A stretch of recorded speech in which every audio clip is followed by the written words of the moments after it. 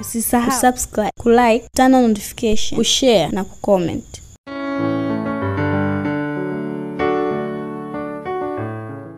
Mafundisho ambayo tunaendelea nayo yanayohusu siri za kurudi kwa Yesu. Amina. Hebu sema siri za kurudi kwa Yesu. Tuliona ya kwamba siri ni kitu ambacho unaweza ukawa unakifahamu wewe, lakini hakifahamiki kwa watu wengine.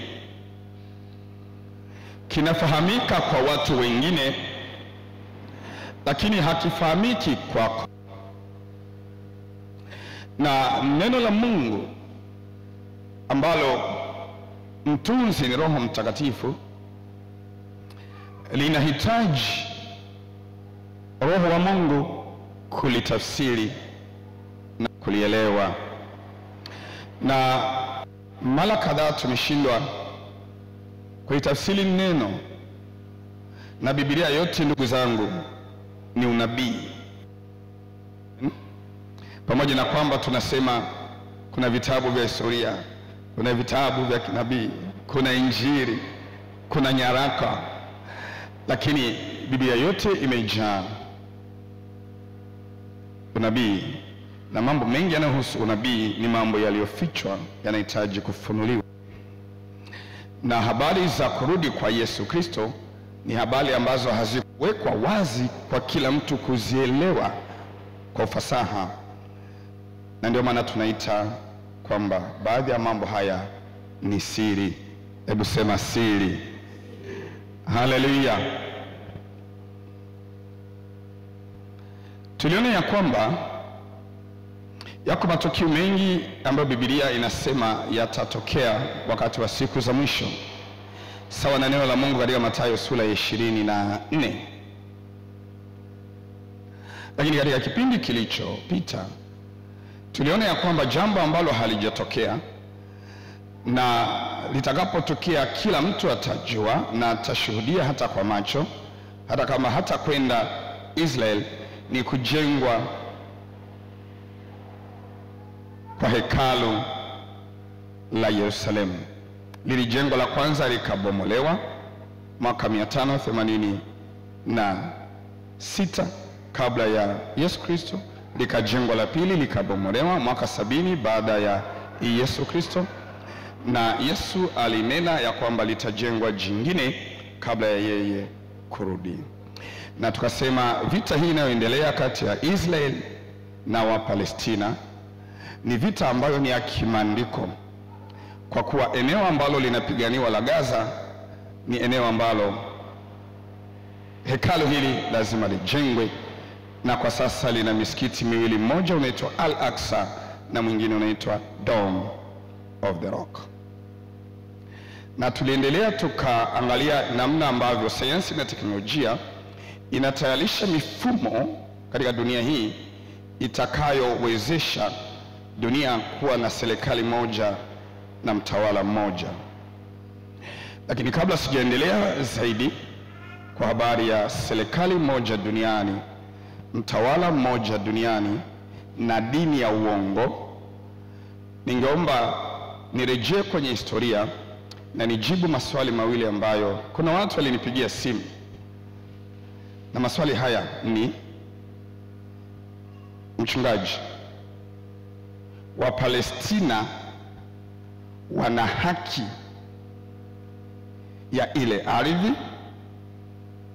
Swali la kwanza. Swali la pili, je, Israeli wanavyowaua wa Palestina na hakuna mtu anayewanyoshia kidole, je, mauaji hayo ni ya haki? Haleluya. Kwa kuwa tulisema lazima waondolewe ukanda wa Gaza, lazima misikiti hii ibomolewe, na hicho ndicho chanzo cha vita, na kwamba Amerika haiwezi kuzuia, China haiwezi kuzuia, Urusi haiwezi kuzuia, hakuna atakayezuia. Je, ni halali? Amen. Basi sina jibu, ila Biblia inajibu. Amen. Tutakaposoma baadhi ya vipande, yeye mwenye swali hili atapata jibu. Amina. Fungua pamoja nami.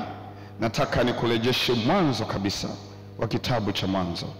Mwanzo sura ya 9. Mwanzo sura ya 9.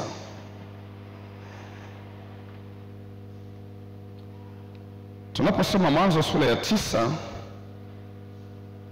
ni baada ya kwamba Mungu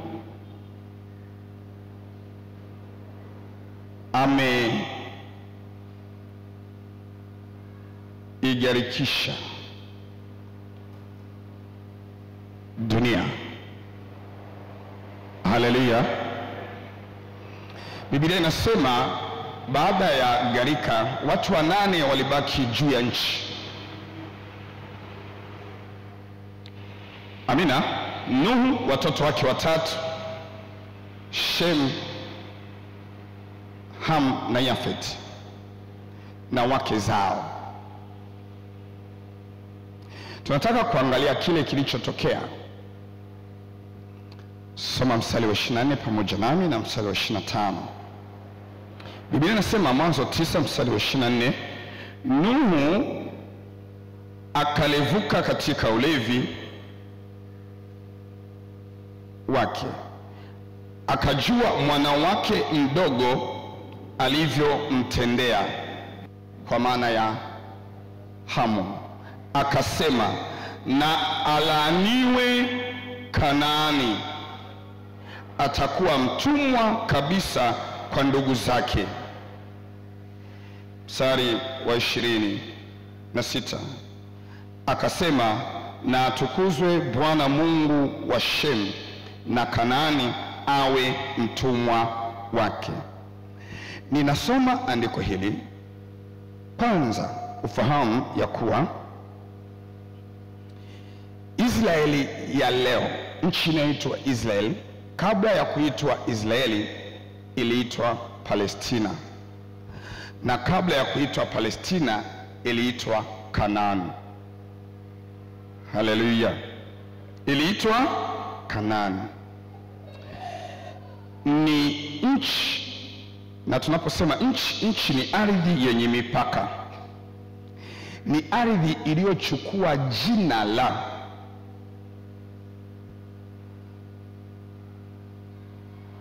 mjukuu wa Nuhu, yani mtoto wa Ham, anaitwa nani? Kanaani.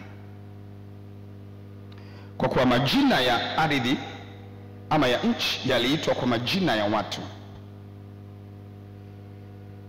Haleluya. Kwa hivyo tunaposema Kanaani tuna maana nchi ambayo Bwana alichagua.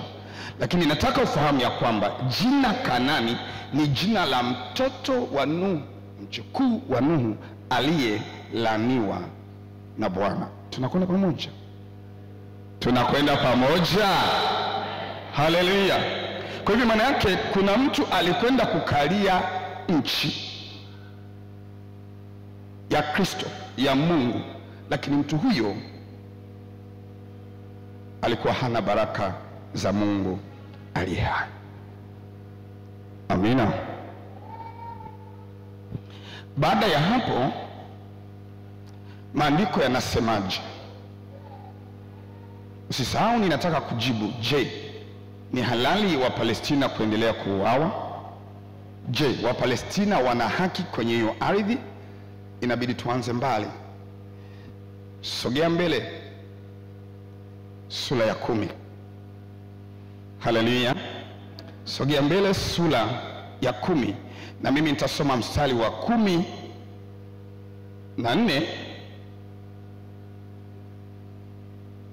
na 15. Pengine nisome kuanzia 15.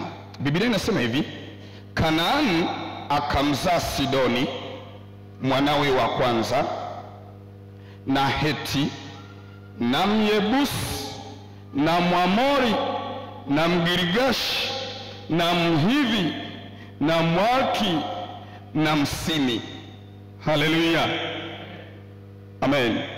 Kwa nini nataka ujue haya? Fahamu ya kwamba unaposema Mhiti, Myebusi, Mgirigashi, Mwamori ni watoto wa Kanaani. Haleluya, ni watoto wa.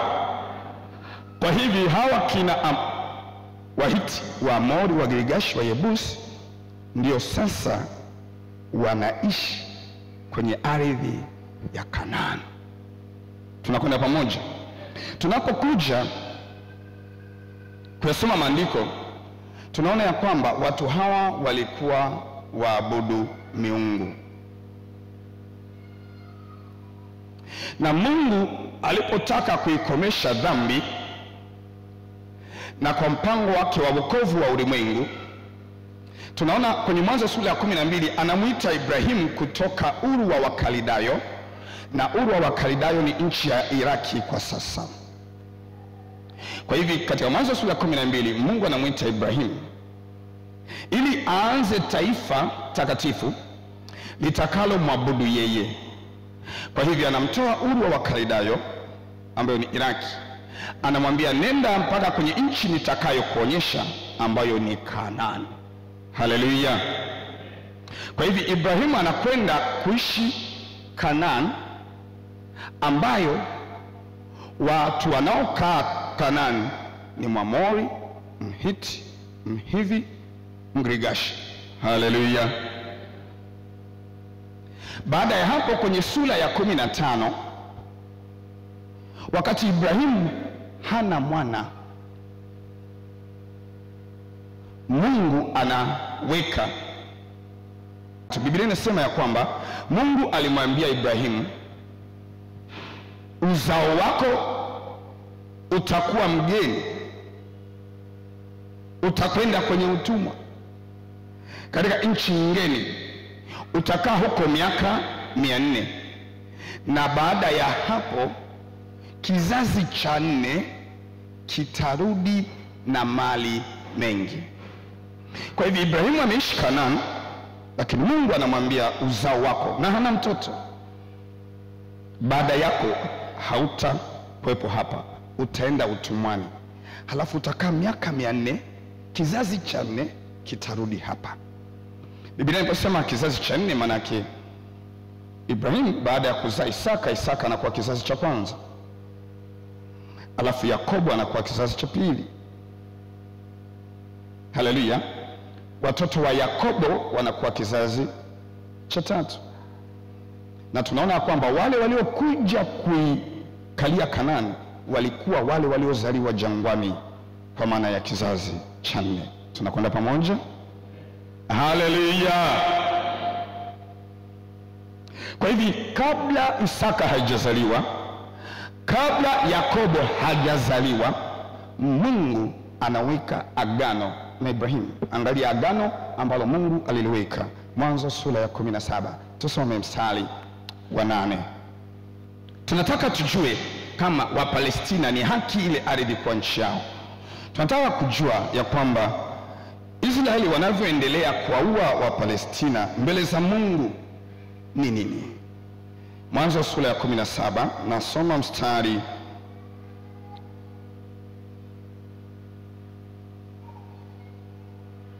wa 8. Mungu anaweka agano na Ibrahimu. Mwanzo sura ya 17. Haleluya. Anasema, nami nitakupa wewe na uzao wako baada yako nchi hii unayoikaa ugeni, yani Kanaani, nchi yote ya Kanaani kuwa milki ya milele. Sio ya wakati fulani, milki ya milele, nami nitakuwa Mungu wako. Haleluya. Bado nasema Isaka hajazaliwa, akazaliwa Isaka. lakini kabla hajazaliwa Isaka alizaliwa Ishmaeli. Na kupeleka taratibu juu ya kwamba katika Mwanzo sura 22 Mungu anamuita Isaka mwana wa pekee wa Ibrahimu. Narudia, Mungu anamuita Isaka mwana wa pekee wa Ibrahimu. Kwa hivi Isaka ndiye mtoto wa ahadi, na Mungu hamhesabu Ishmaeli kama uzao uliotokana na yeye ama na agano aliloweka na Ibrahimu. Uzao ambao ni agano ambalo Mungu aliweka na Ibrahimu uko kwa Isaka, hauko kwa Ishmaeli. Tunakwenda pamoja? Haleluya.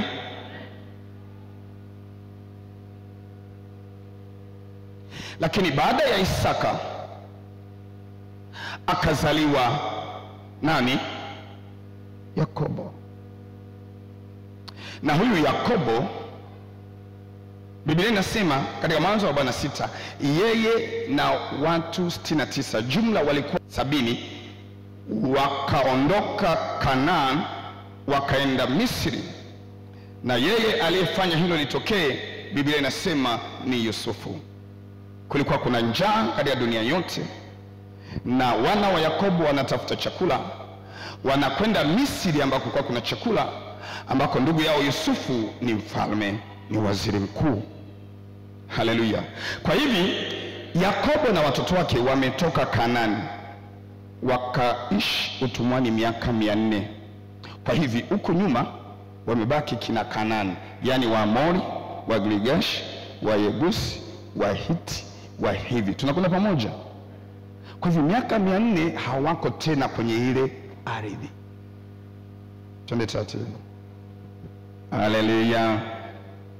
Lakini Bwana Aisha sema ni ardhi yao milele. Lakini nataka nikwambie, hata baada ya wao kurudi, Biblia inasema walikwenda utumwani, walikwenda Misri mwaka 1700 kabla ya kuzaliwa kwa Yesu, na walirudi Kanaani mwaka 1300 kabla ya kuzaliwa kwa Yesu. Bwana Yesu apewe sifa. Lakini hata hivyo sasa, baada ya kuzaliwa kwa Yesu mwaka 70 walitawanywa dunia nzima. Haleluya. Walitawanywa dunia nzima. Hawakuwa na ardhi na hawakuwa taifa. Lakini ilipofika mwaka 1948 ndio Israeli ikawa taifa. Kwa hiyo unaona kuna kama miaka 1000 wamepotezwa hapa katikati. Lakini hawa watoto wa Kanaani wapo. Haleluya. Lakini nataka pia ufahamu namna wa Ishmael ambao ndio kizazi cha Waislamu walivyooana na Esau ambaye naye hakubarikiwa na Isaka.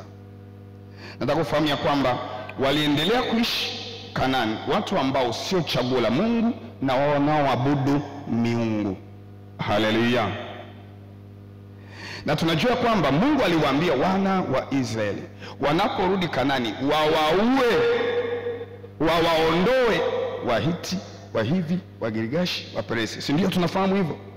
Haleluya. Ndivyo maandiko yanavyosema. Kwa hivyo tunaweza tukajiuliza, je, ilikuwa ni halali wana wa Israeli waue ndio watawale? Mungu hatendi dhambi. Mungu hatendi, ni yeye aliyeamuru kuua. Ili nini? Ardhi ile itakaswe na ikaliwe na taifa lake. Kwa hivyo alianza kuua wana wa Kanaani, yale makabila 9. Bwana Yesu apewe sifa. Tunakuja kujua hata wakati wa ufalme wa Sauli, Mungu alimwamuru Sauli auwe Amaleki wote. Kwa hivyo Mungu anapoamua kitu, hata kama kinatoa ni cha machozi na huzuni kwa wanadamu, hatendi dhambi. Bwana Yesu apewe sifa. Fungua Biblia yako Mwanzo sura 28. Angalia kilichotokea kwa watoto hawa wawili wa Isaka, yani Yakobo na Esau. Ngoja nisome kwa haraka mistari kama 6 hivi. Biblia inasema, basi Isaka akamwita Yakobo, akambariki, akamwagiza, akamwambia, usitwae mke wa binti za Kanaani. Unaona namna Mungu anavyotenga uzao wa Isaka na Kanaani. Ondoka uende Padan Aram mpaka nyumba ya Betuel baba ya mama yako, ukajitwalie huko mke katika binti za Laban ndugu ya mama yako, na Mungu Mwenyezi akubariki, akuzidishe na kukuongeza,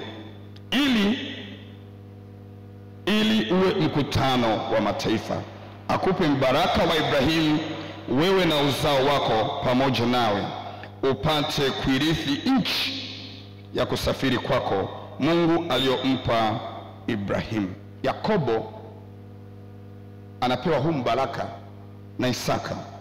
Basi Isaka akampeleka Yakobo, naye akaenda kwa Laban mwana wa Betuel Msham, ndugu ya Rebeka mama yao Yakobo na Esau. Sikia sasa, swali huu sasa nasema, Esau akaona ya kwamba Isaka amembariki Yakobo na kumpeleka Padan Aram ili ajitwalie mke huko, na katika kumbariki akamwagiza akasema, usitwae mke wa binti za Kanaani, kwa kuwa Esau alioa binti za Kanaani, na ya kuwa Yakobo amewatii baba yake na mama yake, akaenda Padan Aram. Angalia, Esau akaona ya kuwa binti za Kanaani hawakumpendeza Isaka, kwa kuwa yeye alioa binti za Kanaani baba yake. Basi Esau akaenda kwa Ishmaeli. Kalili hivi, Esau akaenda kwa Ishmaeli akamtwaa Mahalati binti Ishmaeli mwana wa Ibrahimu ndugu ya Nebaioti kuwa mkewe, pamoja na wakeze aliokuwa nao. Haleluya. Isaka haipo. Tunaona kuna kizazi ambacho Esau aliyekatazwa asioe Kanaani, alioa Kanaani. Akaona baba hakumbariki, akasema labda kwa sababu Yakobo ameambiwa kuoa ndugu, amina, kutoka kwenye umbali ama ukoo wa Rebeka, na mimi nitatafuta wapi? Akaenda kwa Ishmaeli. Biblia inasema akaoa kwa akamwoa binti wa Ishmaeli mwana wa Ibrahimu. Kwa hivyo Esau ana uzao ambao chanzo ama kinawaleta watu ambao tunawaita leo Waislamu. Haleluya. Huo ndio mchanganyiko wa watu ambao wamekuwa Kanaani. Kwa upande mmoja kuna laana kutoka kwa Nuhu, kwa upande wa pili kuna laana hata baada ya Ibrahimu. Haleluya. Kwa kuwa Isaka hakutaka Yakobo, Esau akafanya hivyo, lakini pia akaenda kuoa kwa mtoto ambaye sio chaguo la Mungu, Ishmaeli. Haleluya. Kwa hivyo ukiangalia kwa miaka mingi iliyopita, unaweza ukasema leo Waarabu ambao ni wa Ishmaeli, wale Waislamu wanaoishi pale, wamekuwepo miaka mingi, lakini Mungu hakusema miaka 50, hakusema miaka 500, hakusema miaka 1000. Agano la Mungu wa Ibrahimu, Isaka na Yakobo, ile ardhi ni ya Yakobo, ni ya wana wa Yakobo milele. Kwa hivyo hata ungekuja ukakaa miaka 500, wewe ni wakuja, unatakiwa kuondoka. Ukiona Umoja wa Mataifa unasema, unaishtumu Yahudi, unashtumu Israeli, unasema hawa wana haki. Hata Nyerere kuna wakati mmoja alitoa statement ya kwamba uhuru wa Palestina ni uhuru wa Tanzania, ni uhuru wa dunia. Wanaangalia miaka ambayo wa Palestina wameishi pale ni mingi, miaka 400, miaka 500, miaka 1000. Maana tunajua sasa hivi mtu akikaa tu, mfukuze Mtanzania ambaye amekaa mahala miaka 10, atakwambia tumekuwa hapa miaka 10. Amekaa miaka 20, atasema hii tumezaliwa hapa, si kweli? Na Tanzania ni miaka 60 tu. Je, miaka 1000? Lakini maandiko yanasema ni ardhi ya wana wa Israeli, Wayahudi milele. Maandiko yanasema Mungu alikuwa anaua yeyote yule ambaye hamwabudu Mungu wa kweli aliyekaa kwenye ile ardhi.